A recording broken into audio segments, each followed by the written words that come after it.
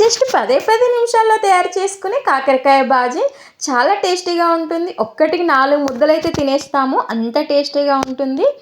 ఈ కాకరకాయలను అయితే ఫస్ట్ మనం లేతగా ఉన్న కాకరకాయలను అయితే తీసుకోవాలి. లాస్ట్ వీక్ అయితే కాకరకాయ కర్రీ అయితే చూపించాను పార్ట్ 1లో. ఇది పార్ట్ 2 కాకరకాయ బాజీ. చాలా టేస్టీగా ఉంటుంది. ఇలా చిన్న చిన్నగా ఉన్న కాకరకాయలను తీసేసుకొని పైన చెక్క తీసేసుకొని చిన్న చిన్నగా ముక్కల్లాగా కట్ చేసుకోవాలి. ఇవి చిన్నగా ఉన్నాయి కాబట్టి ఒక కాకరకాయలో 2 ముక్కలు అయితే కట్ చేశాను.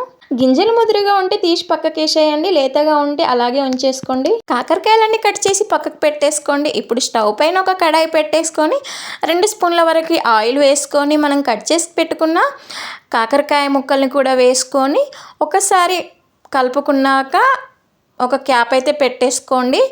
ఒక 10 మినిట్స్ మీడియం ఫ్లేమ్లో పెట్టేసి మీడియం ఫ్లేమ్ టు హై ఫ్లేమ్లో అడ్జస్ట్ చేసుకుంటూ మధ్య మధ్యలో కలుపుకుంటూ కాకరకాయని అయితే ఫ్రై చేసుకోవాలి. ఇవి ఫ్రై అయ్యేంతలోపు మన ఛానల్ని కనుక ఫస్ట్ టైం చూసి ఉంటే ఛానల్ని అయితే సబ్స్క్రైబ్ చేసుకోండి.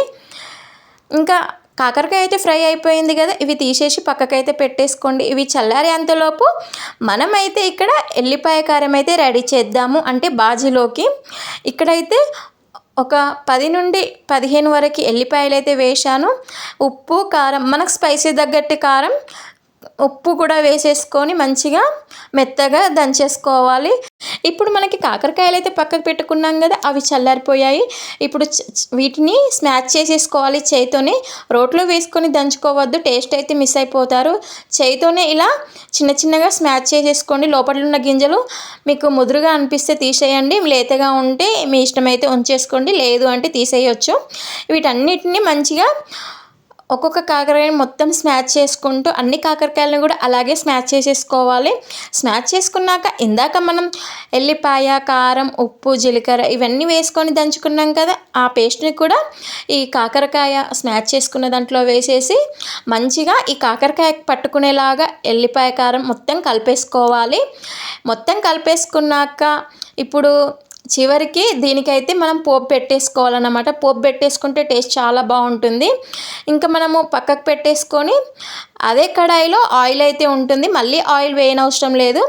మినపగుండ్లు జీలకర్ర ఆవాలు అండ్ కరివేపాకు జస్ట్ అంతేనండి. ఇవి మంచిగా ఫ్రై చేసుకోవాలి. మినపగుండ్లు వేగేంత వరకు ఫ్రై చేసుకున్న తర్వాత మనం కరివేపాకు కూడా వేసుకోవాలి. కరివేపాకు ఫ్రై అయిపోయిన తర్వాత మనం ఇందాక స్మాష్ చేసుకొని ఎల్లిపాయ పేస్ట్ కలిపేసి పెట్టుకున్నాం కదా, దాన్ని కూడా వేసేసుకొని మంచిగా ఈ పోపులో వేసుకొని మంచిగా కలుపుకోవాలి.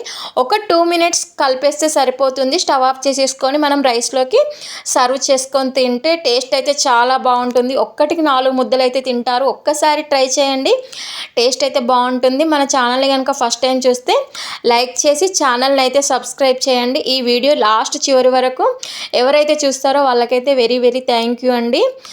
మరి బాయ్ బాయ్, నెక్స్ట్ వీడియో కలుద్దాం.